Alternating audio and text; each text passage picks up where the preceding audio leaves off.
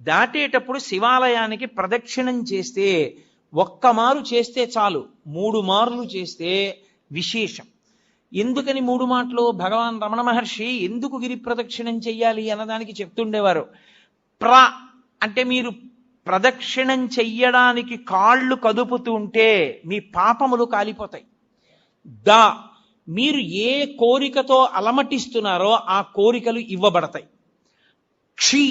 మీరు ఏ కోరిక లేకుండా ప్రదక్షిణం చేస్తుంటే, అంటే జన్మాంతరములందు చేసిన పాపములు కూడా కాలిపోతాయి.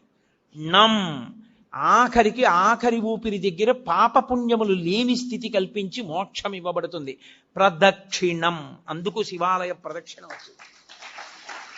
నేను కాదు, స్కాందంలోంచి సాక్షాత్ భగవాన్ రమణులు చెప్తుండేవారు కూర్చోబెట్టి ఎందుకు గిరి ప్రదక్షిణం చెయ్యాలో. కాబట్టి ప్రదక్షిణం 3 మార్లు చేస్తారు. ఎందుకు